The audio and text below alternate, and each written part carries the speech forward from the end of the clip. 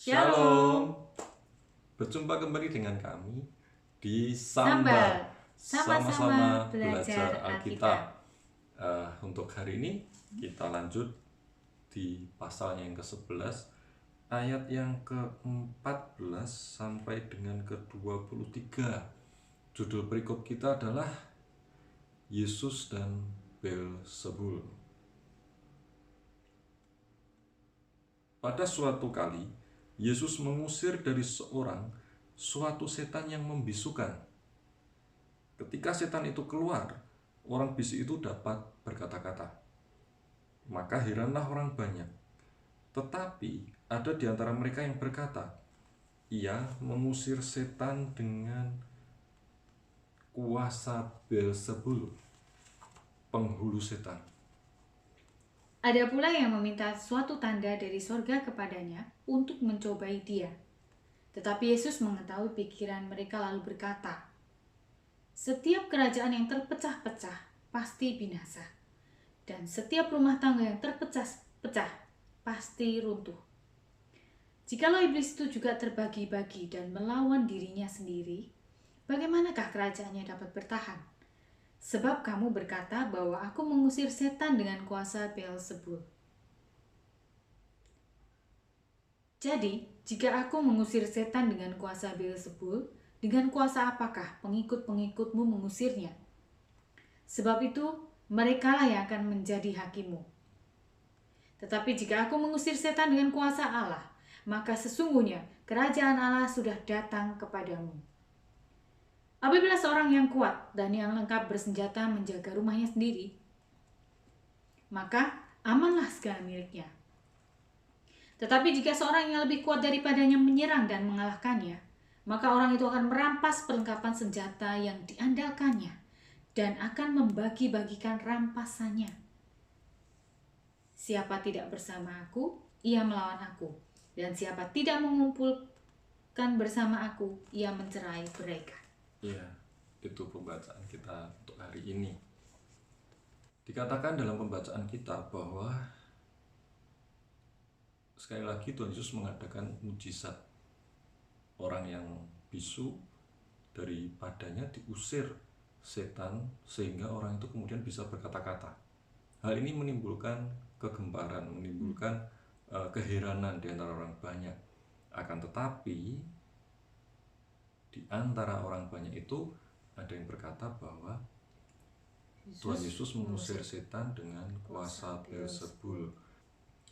Kemudian ada juga yang berkata meminta tanda dari surga kalau Tuhan Yesus itu benar-benar Mesias, benar-benar yang diurapi, yang diutus oleh Allah. Tapi tujuannya adalah untuk mencobai Tuhan Yesus. Nah, kita lihat jawaban Tuhan Yesus yang pertama. Jadi di perikop ini tadi ada dua statement yang dilakukan oleh orang banyak, tapi di perikop ini kita hanya melihat satu jawaban. Jawaban berikutnya nanti akan kita lihat di perikop-perikop setelah ini. Tuhan Yesus mengatakan bahwa tidak mungkin dalam satu kerajaan itu saling bertempur. Karena ya kita ngerti sendirilah, kalau dalam satu kerajaan saling bertempur mana bisa kuat, mana bisa kokoh ya. Karena masing-masing akan saling menciderai, masing-masing akan saling menyakiti, sehingga tidak terjadi kekompakan, tidak solid. Nah, betul. Nah, ini sudah jelas kalau terjadi seperti itu pasti kerajaan itu nggak bisa berdiri kokoh. Nah, kalau dengan melakukan hal seperti ini membuat kerajaan tidak berdiri kokoh, ngapain juga melakukan hal seperti ini, begitu. Kemudian ada satu ayat yang sebetulnya ini sangat penting buat kita semua, terutama yang mempunyai keluarga. Dikatakan Tuhan Yesus bahwa setiap rumah tangga yang terpecah-pecah pasti runtuh. Nah, ini secara letterlek, secara harafiah kita juga ambil, kita terima bahwa rumah tangga, keluarga kita pun harus solid. Kita harus harus menjaga kekompakan, menjaga persatuan.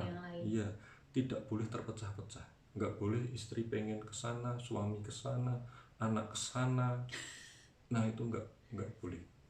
Harus satu visi, satu tujuan. Kalau seperti itu pasti akan kuat dan kokoh sekali. Kemudian juga Tuhan Yesus mau menegur, kalau kamu menuduh aku menggunakan kuasa dari Beelzebul, bagaimana dengan kamu sendiri, pengikut-pengikutmu sendiri? Karena pengikut-pengikutnya orang-orang Farisi ini juga melakukan pengusiran setan. Mereka juga melakukan pengusiran setan. Nah, terus kamu pakai kuasanya siapa gitu? Tuhan Yesus bilang begitu. Tuhan Yesus berkata seperti itu. Dan Tuhan Yesus juga menyatakan bahwa itulah yang nanti jadi hakimmu. Jadi apa yang mereka katakan itu akan dikembalikan, dihakimi dengan apa yang sudah pernah mereka lakukan, bahkan dilakukan secara sering oleh mereka, karena mereka pun melakukan pengusiran setan gitu. Kemudian ada satu lagi yang sangat-sangat menguatkan kita, bahwa Tuhan Yesus berkata, jika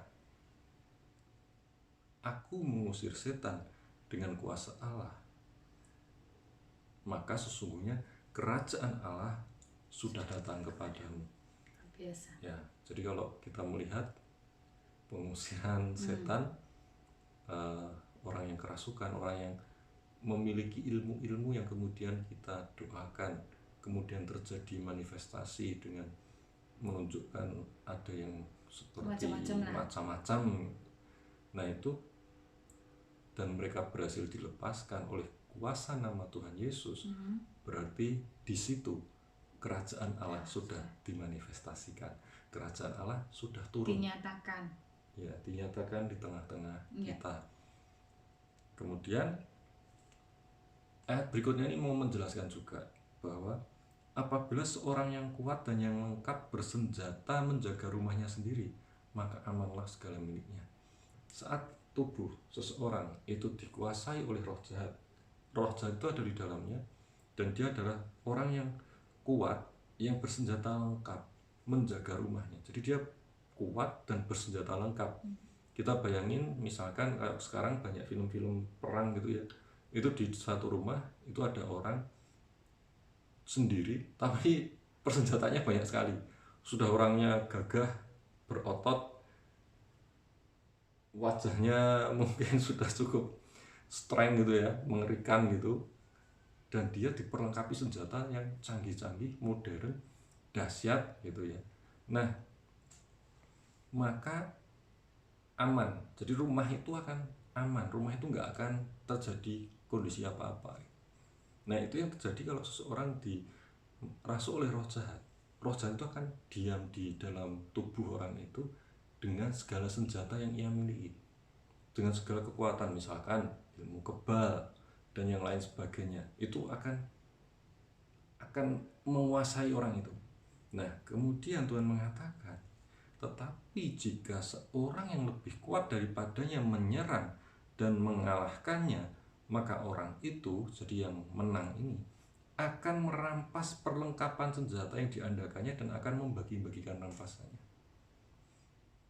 Jadi kalau kuasa kerajaan Allah itu interfere, jadi menerobos, ikut campur lah istilahnya, ikut menyatakan diri terhadap orang tersebut, maka orang yang kuat yang bersenjata lengkap ini sudah pasti kalah, karena ada kuasa yang lebih kuat daripadanya, ada kuasa yang lebih kuat dari roh-roh jahat itu, sehingga roh jahat ini diusir keluar, roh jahat ini dikalahkan.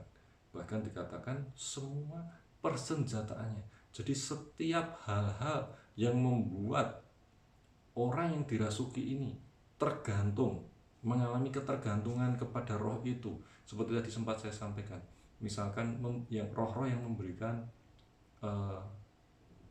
kepercayaan diri, roh-roh yang memberikan kekuatan, roh-roh yang memberikan kekuatan fisik ya maksud saya, kemudian roh-roh yang memberikan pesona bagi wanita misalkan, dan juga roh-roh yang memberikan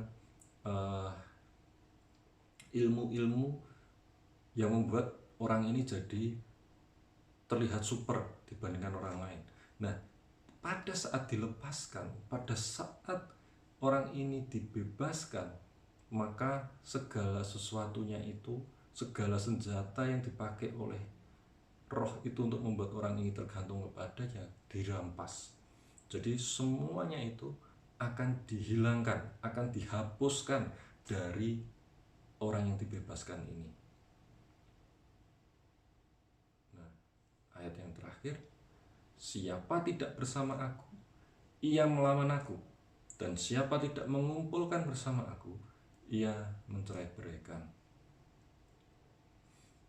Sangat jelas bahwa siapa yang berdiri tidak bersama Tuhan Yesus, yang berada berseberangan dengan Tuhan Yesus, sekali lagi ada dua kerajaan, yaitu kerajaan Allah, kerajaan surga, dan kerajaan dunia, kerajaan iblis. Tuhan Yesus berada di sisi kerajaan Allah. Kalau kita tidak berada di kerajaan Allah, berarti sudah pasti kita ada di sana. Nah, tentukan pilihan kita. Kita ada di kerajaan Allah atau kita ada di kerajaan iblis. Saya percaya kita semua pasti memilih berada di kerajaan Allah bersama Tuhan Yesus. Kemudian, siapa tidak mengumpulkan bersama aku, ia mencerai-beraikan. Jadi, sebagai warga kerajaan Allah, kita sudah diperlengkapi, kita sudah diberikan kuasa otoritas, maka ayo kita sama-sama